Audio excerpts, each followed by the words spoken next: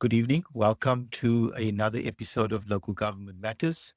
And just to recap, these podcasts are related to chapters of a book which is focused on local government, an initiative where people who are experiencing local government write about those experiences, and it is intended for local government, for the local government ecosystem, but mainly for local government officials to improve local governance.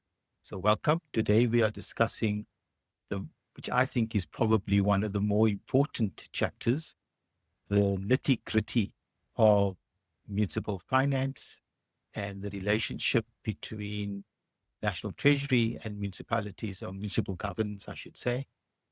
I think followers and observers of the South African local government system would recognize quite quickly the influence. I'm going to call it influence, and that's not a negative way of putting it, or I'm not trying to avoid any negative terminology. I think it's a very positive relationship in terms of the work that National Treasury does in terms of governing the financial systems and mechanisms and finances of municipalities.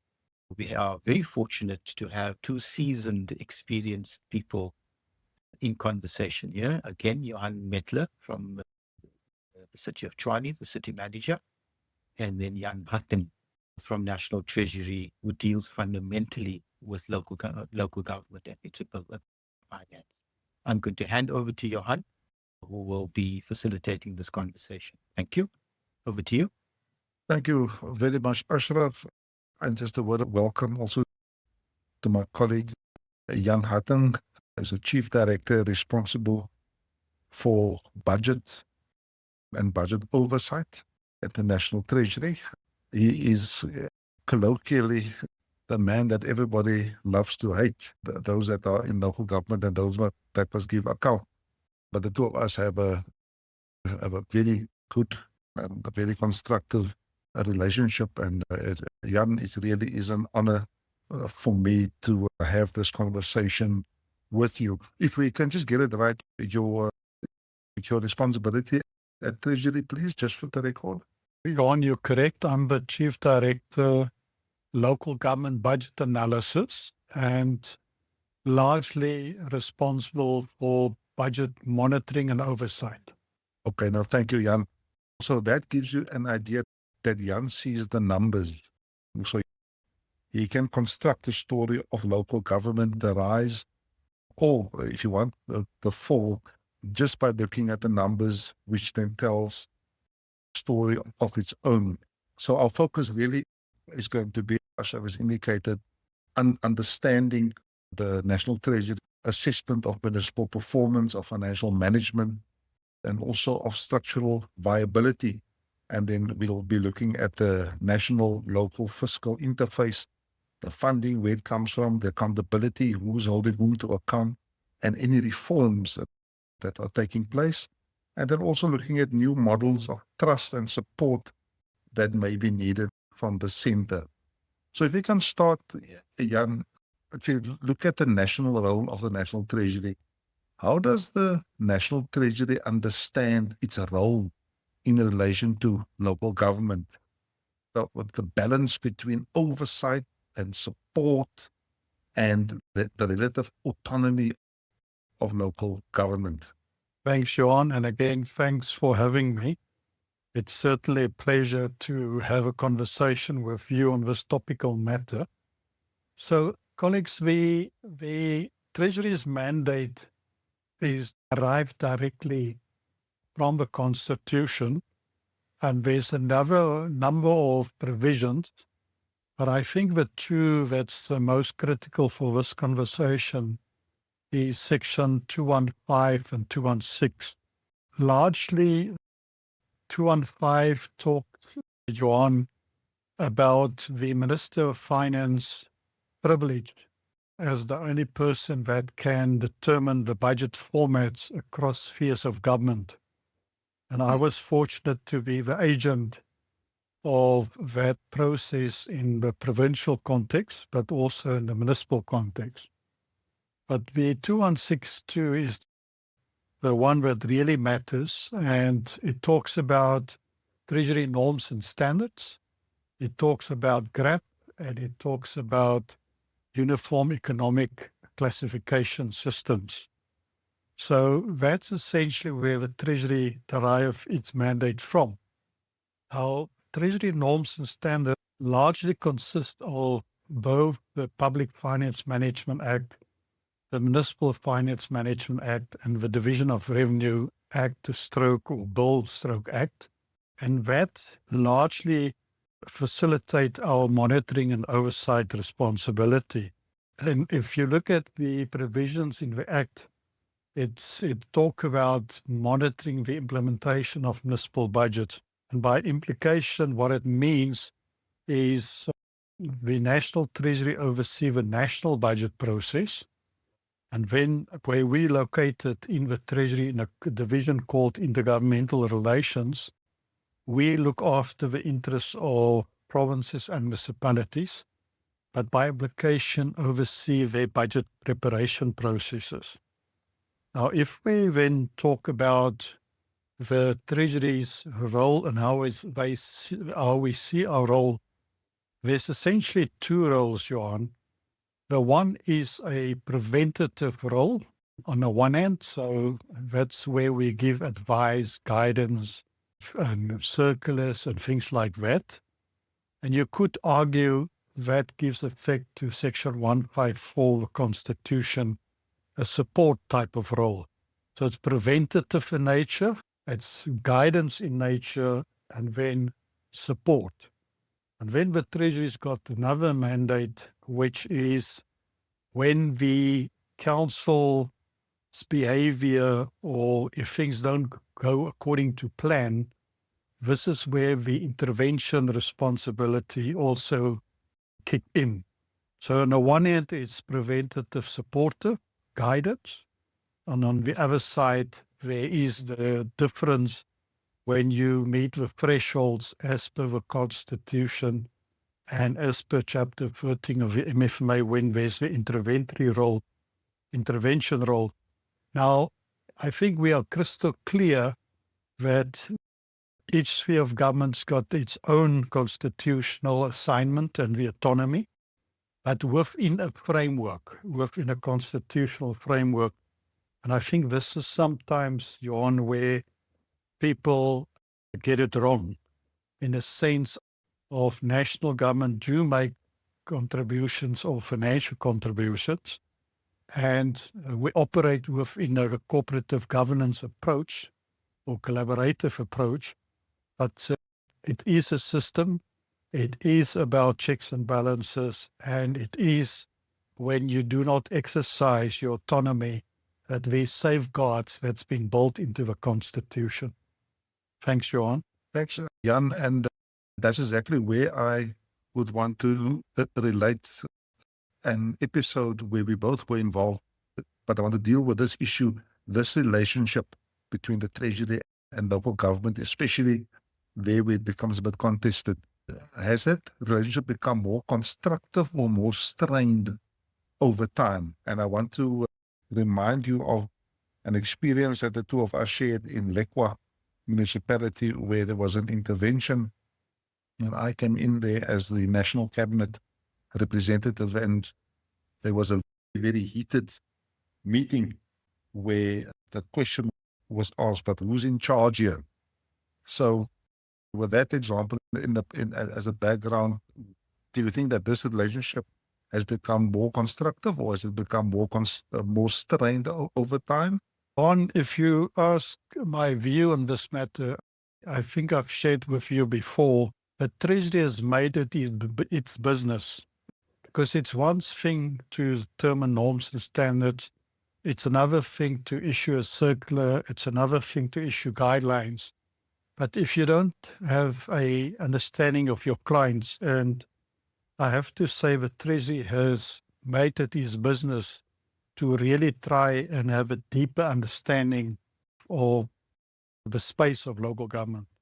So unlike, I would say, most other departments, we've actually made our hands dirty, if that's the correct terminology. Now, this is the part where, when you refer to the LECWA, this is the first national intervention ever in the space of local government. And unfortunately, it was directed by the High Court. So both the Minister of Finance and the Minister of Kokta didn't have too much of an option, because the provincial government has intervened in this municipality. And again, if one look at the way the constitution is designed, it's firstly give a full mandate to the council to manage the municipality's affairs. If there's failure, then the next authority that needs to then come into the equation is the MEC of Kokta, and by implication, the provincial government. And then if there is not progress in this regard, then, there's the escalation mechanism where the national government can intervene. And then thirdly, if all these things fail, then there's another provision in the Constitution, again, Section 2162, Section 216, but 2, in this specific case, where the Treasury have the mandate to stop and not release the funding. So now, in this case that you're referring to, there was a clear misunderstanding of the council, because in an election year or leading to election year, Cabinet took the bold decision to dissolve the council. And if you read the Constitution, Section 139 carefully, then the council cannot be in place and the role of administrator. So if you dissolve a council, then in the Constitution, you have the privilege to appoint the administrator. And Johan, this is something that I've observed, that very few people in our government system and in local government specifically understand the intervention framework. Because in this case, Cabinet took a decision to dissolve the council, and in a lead up to a local government election, which in my opinion was an extremely brave move, and I didn't thought it's going to translate into that, but it happened. And you were then appointed by the Treasury, and with your experience in the first ever intervention, we've also tested because historically there was a number of interventions, and in most cases these interventions was essentially a one-man show. Now, the hard reality is that one person can't make a difference. And with your specific appointment as the National Cabinet representative, we started to test the model of having a multidisciplinary team. But you remember, it was not an easy task in a sense to assemble a number of people around you to facilitate that intervention. Yes. Now, unfortunately, Johan, and I know I'm taking a little bit too long, but the point is, once the council is dissolved, then you have a limitation, and there's by-elections, and 3 months later, you have to then select a new council. And I think that's the moment when the new council was appointed, which technically was actually the old council in a different form. This is where that question was asked, but now who's in charge? And as administrator, you were in charge for 3 months, and you had all the policy as well as the legislative mandate of a full council, but then the roles had to reverse. And I think this is where we experience a bit of tension in the understanding of a new council and what is the role that the National Cabinet representative play in that space. Yes, yes, indeed. And I do think that is probably a book on its own. But let's move on to what has worked.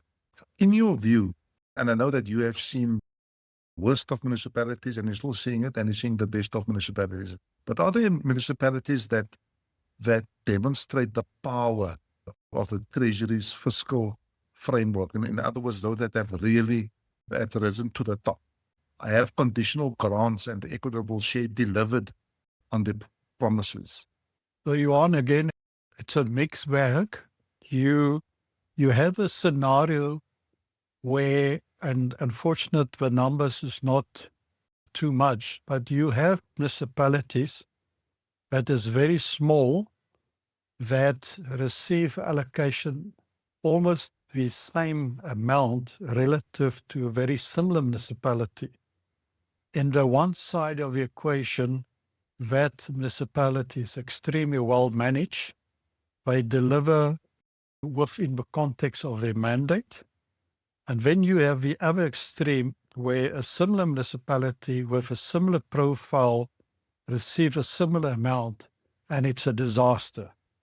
And again, all these things, as we've observed over time, it is about leadership.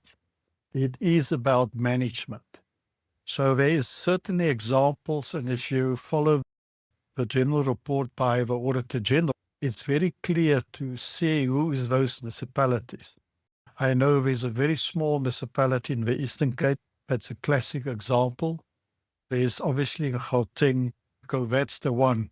It's the most amazing experience of what a small municipality with little resources still deliver. They go out of their way to conform to the rules of the game, the law, provide proper services to the community.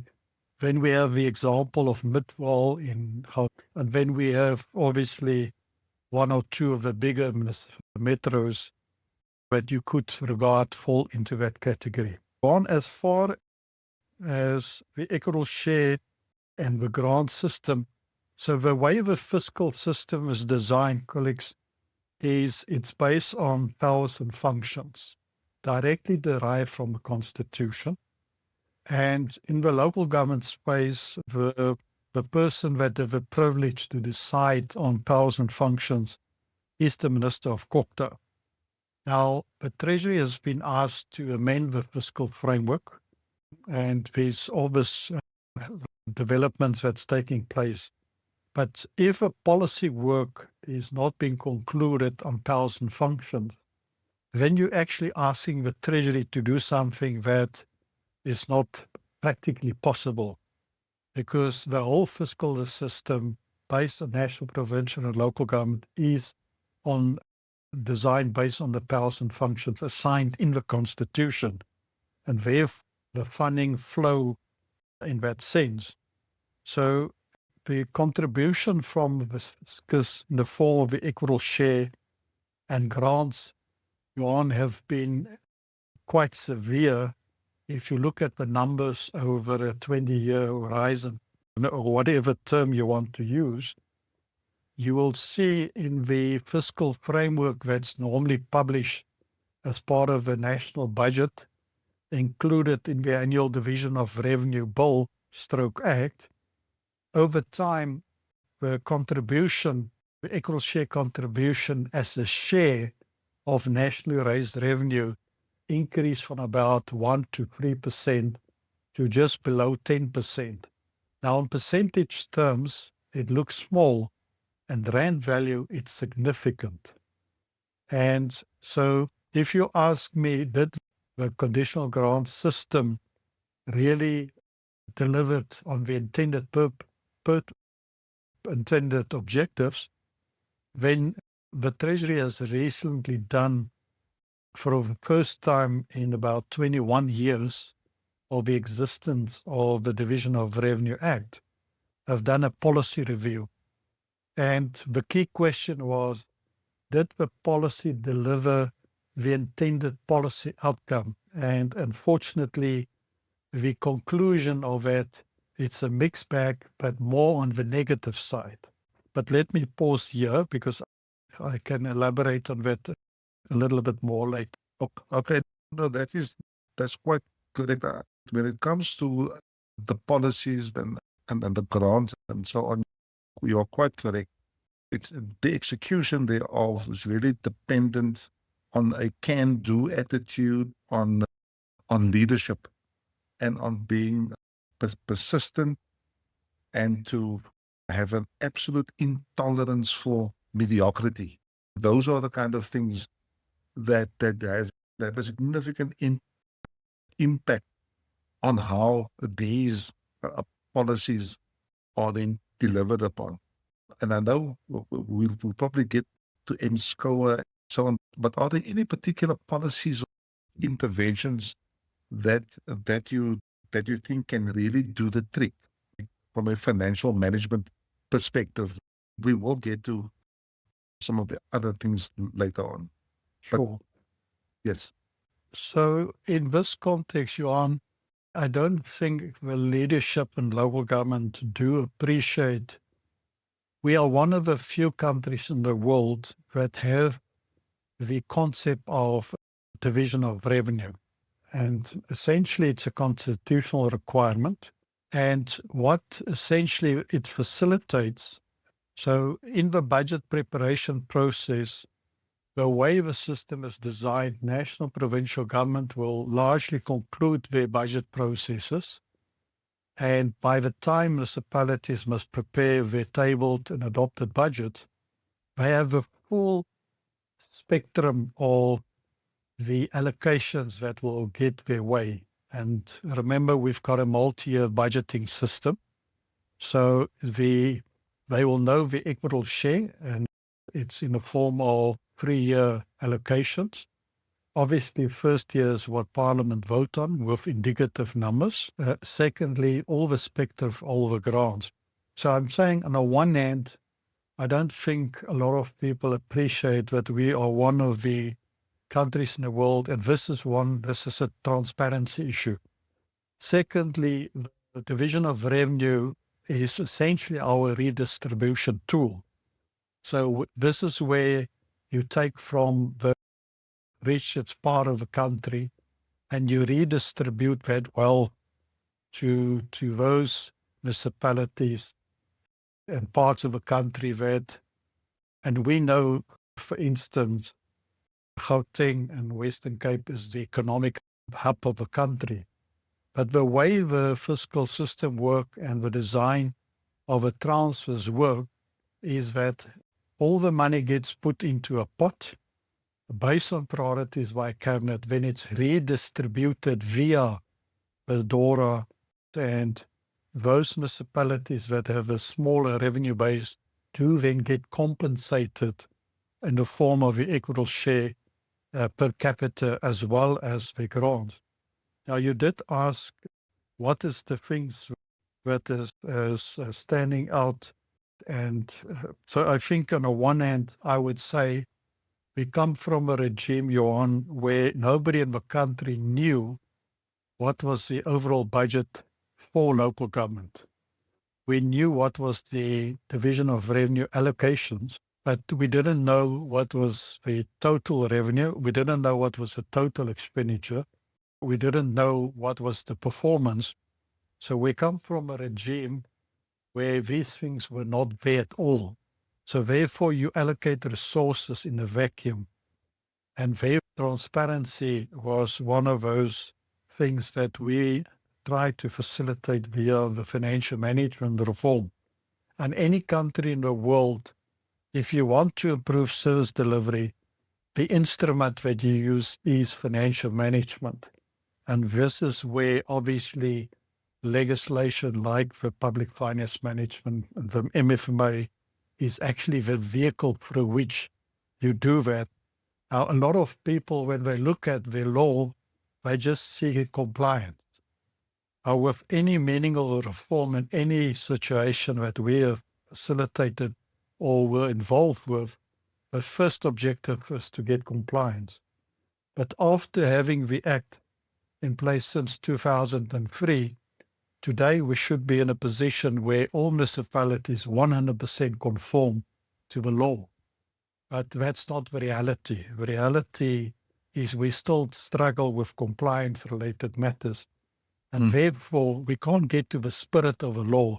And the spirit of a law is about the relationship between planning, budgeting, reporting and accountability, and ultimately the vehicle to facilitate service delivery. I can't agree more. This will take us to where the gaps are. That whole, you plan and you budget and there isn't performance. So we can explore that a little bit. What are the Treasury's biggest concerns about municipalities today, whether it's in financial terms or governance terms or performance? And are the current tools like the Section 71 and 72 reporting or audits, are those enough to drive reform? Johan, I think the instruments and the tools that we've developed is by far, and again, remember we compare ourselves to our peers internationally. People have admired, obviously, our legal frameworks. Firstly, the Constitution, the PFMA, MFMA, they all claim, and they've given us feedback, these are state-of-the-art legislation that facilitate and can facilitate proper financial management. The difficulty, as I've indicated, we have a people challenge, a management challenge, and we've got a leadership challenge. So now these instruments that we've built and put in place is there to essentially facilitate accountability. And the way the law's been designed is, and I know the council of a municipality is ultimately responsible for taking all the decisions. The question is, on what basis do they make decisions? And part of the budget reform process was to facilitate that you use information and intelligence to make informed choice. And that was the fury behind most of the reforms that we've put in place, the budget, reporting regulations, the MSCOA, all of those are instruments to facilitate not only transparency, but to allow our political principles to make informed choices. So again, at this point in the journey, we should actually not struggle with these things. But in reality, if you look at the reports that we produce as a Treasury and the Auditor General's report, and one of those reports, Johan, that we put in the public domain annually is the State of Local Government Finances report. And if you read the report, it says two things. We still have municipalities that table unfunded budgets. And there's currently 96 municipalities where the council approve a budget before the start of the municipal financial year, which is not funded, which means it's a guaranteed liquidity and cash flow problem that's going to unfold. And secondly, if you look at the State of Local Government report, we use 13 indicators across all 250 municipalities to then come to the conclusion if a municipality are in distress or not. And currently, Johan, there's 186 municipalities that is in distress. Now, that means it's a stage before you have a significant financial problem and then a service delivery and financial crisis. So let me stop there. Okay, no, that is exactly it. That despite all of that we have about 186, that's about 2/3 of municipalities in distress, and they have to dig themselves out of that hole. There simply isn't enough cash in the country, and even if there was enough cash, there is no guarantee that more cash is going to fill that gap. Correct. Now, if you think of reform and redesign, because there is that issue now, should the Treasury rethink how it allocates funding, either more discretion to performing municipalities, more performance linked, more flexible? Is there room to trust certain municipalities with more autonomy? We don't have that system yet. It's the same for everyone, but is it that room to maneuver? Yeah. So, Johan, this is a consistent challenge that we are confronted with. So, the concept of differentiation is something that the Treasury embraced very long time ago. And again, the incentives, because if you perform, then you should not be treated equal to the group that's not performing. So I think the theory of that is well understood. The difficulty that we have is and you would know that historically our metros was always the flagship or regarded as the flagship. And therefore you should find a tailor-made solution. And the Minister of Finance, Pravin Gordhan, has actually challenged us when he was the Minister of Finance, specifically when it came to the production of annual financial statements. Can you have the differentiation between the requirements for a metro versus a smaller municipality? And I have to say, Johan, we have not been able to crack this one because on the one hand, and this is the challenge that we have also with our procurement system, on the one hand, you want to have a procurement system that's flexible, that can facilitate service delivery, and things can happen fairly fast. On the other hand, you sit with large-scale corruption, fraud and corruption. Now, the question is, how do you balance those things? And I guess this is the same that we're grappling with, because currently the Treasury norms and standards is essentially, as you've indicated, almost the same across the boards. Now, in the recent months, or maybe not months, maybe the last 2 or 3 years, and I've had, because of a number of factors, our metros is also at risk. And the question is, do you still push that agenda for differentiation when it comes to budgeting, reporting, production of financial statements? Or how do you find that eloquent balance so that you give breathing space, more flexibility at the same time? And I guess, well, where I'm sitting, it's about the maturity of our system. I think in local government, we have this challenge about political maturity relative to the other spheres of government. But I think, like any reform in any country in the world, you do have your implementation challenges. And then there would be a point in the future where you will have no choice but to facilitate and find that solution. And the other part I can add is many commentators have indicated that local government is overregulated. And I would say, yes, they are, but for a reason. And this is the part that I think we need to crack as a collective.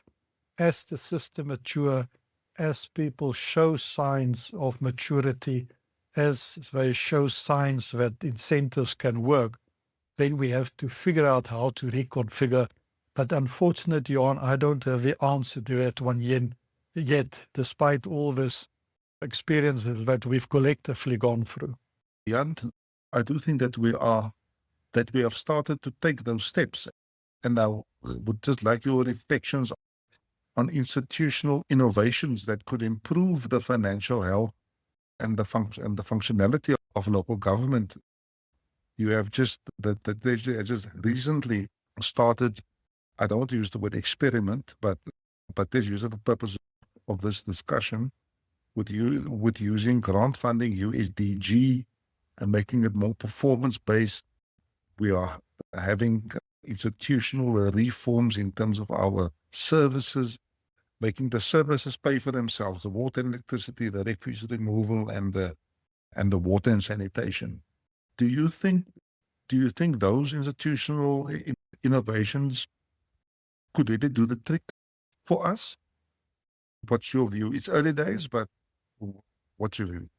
Yeah, so as you've indicated, the Metro Trading Services reform is about testing two things.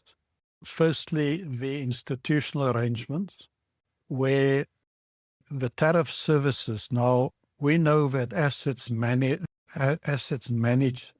Assets matter in the space of local government. If you don't look after your assets, you can't generate revenue.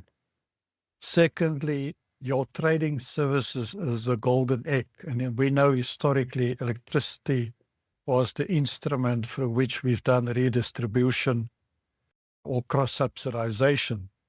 So at the heart of the Metro Trading Service reform is exactly to test whether the institutional arrangements as per the original design can't be, and you could argue we're doing the piloting or the testing in the metro space, because linked to that is obviously despite the fact that we have grants in the system, and now I'm talking about the USDG, it's quite a significant supplementary grant to the capital budget of municipalities. Despite the fact that we've had that, we have not necessarily invested in our assets the way we should have.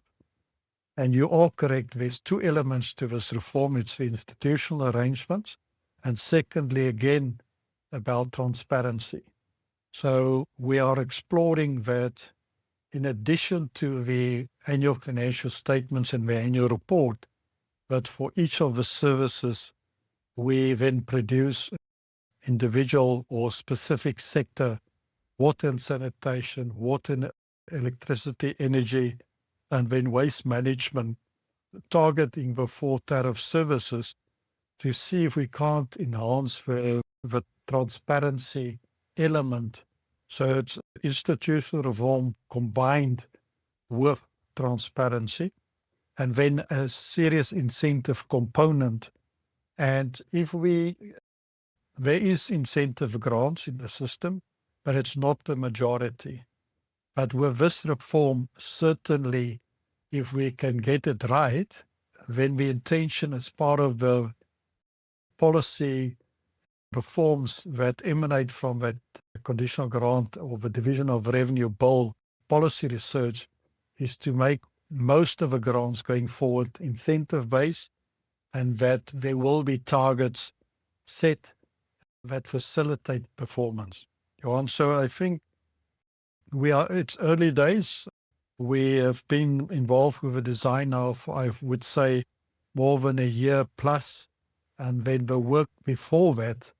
But certainly, that is certainly something the Treasury is exploring with our partners, with all the stakeholders involved with the Metro. Okay, that is certainly something that I know that the metros are seized with, and again, I want to emphasize these can work, but it requires leadership both at the administrative level and at the political level, where there's an absolute commitment to just make it work. Now, the last component of our discussion, you've been around a long time, I think 22, 23 years, if I'm not mistaken, in the local government sphere. Of course, prior to that, you were at the provincial level. What must municipal officials understand about how they are seen from the perspective of the National Treasury? And that was a general question, but predominantly, what should they understand? Johan, I think obviously when you play a regulatory responsibility, in most cases you're not the favorite son of anybody. And then there's the monitoring and oversight responsibility, and obviously linked to that is consequence management. What municipalities must understand, and I don't think they sometimes appreciate that. So the National Treasury largely is the advocate of municipalities in the national budget preparation process. So the national budget process is a very complex process on the one hand, and it's about competing needs. It's about, there's a group of people in the Treasury that look after the interests, as I've said, of national departments. There's us looking after the interests of provinces, municipalities. There's a group that look after the balance sheet of our SOEs and our state-owned entities. And therefore, when we go to Parliament, and this is the part where I think a lot of municipalities do not understand the real role we're trying to play, because we are the advocates to argue for additional resources in that process. And that's why the information request and the processes that we've put in place is to facilitate, to have information, intelligence, and information that can normally get asked at the very ad hoc nature, but we've tried to anticipate that in our MSCOA reform processes. But the bottom line is we are trying on your behalf, on municipal behalf, to secure additional funding. The discussions there is quite intense, and we most of the time get blamed, but we know that the money is going into a pitless process and people can't show the results. But this is why we've put systematically all these reforms in place to equip municipalities to start doing the right thing, so that we have intelligence, we have information. The other part is when we appear in Parliament, Johan, this is where we normally on our own. And so unfortunately, and sometimes people think the Treasury's got a magic solution to everybody's problems. But when we're in Parliament and I have to talk on behalf of local government, then it's almost as if where we sit, we run local government or we're running municipalities. And you will hear me frequently in Parliament and when they televise this to indicate the National Treasury do not run municipalities. If they want us to run municipalities, the whole constitutional dispensation, the whole grant system, everything must change, the whole fiscal system.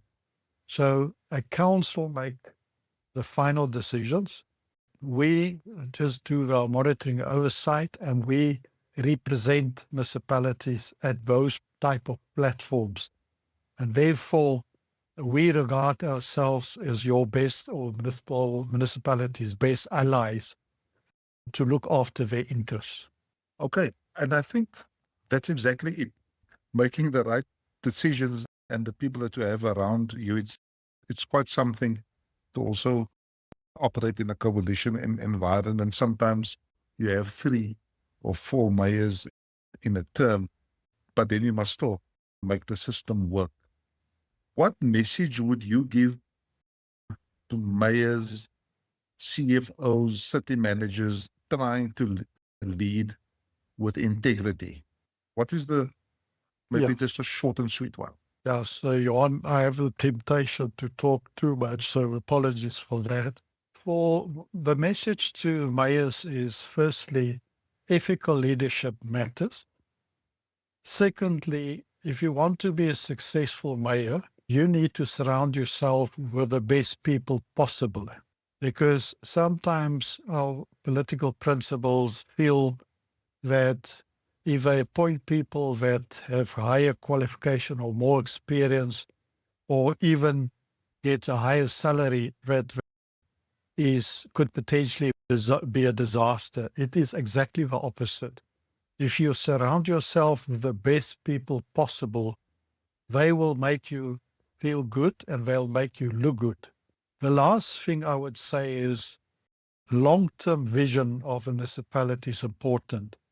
Unfortunate the fact that we've got this electoral cycles is distracting us from the long-term vision.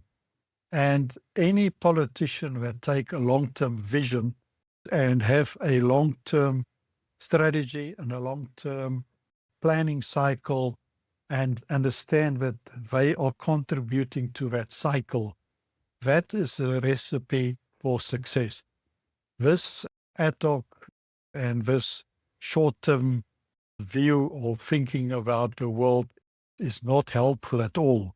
So that is what I would say, and we've seen it when a mayor and the municipal manager is on the same page. It's the same with the president of a country and the minister of finance. It's the same with a premier and an MSc of finance. It's the same if there's a collective vision and there's trust, then there's a probability of high success.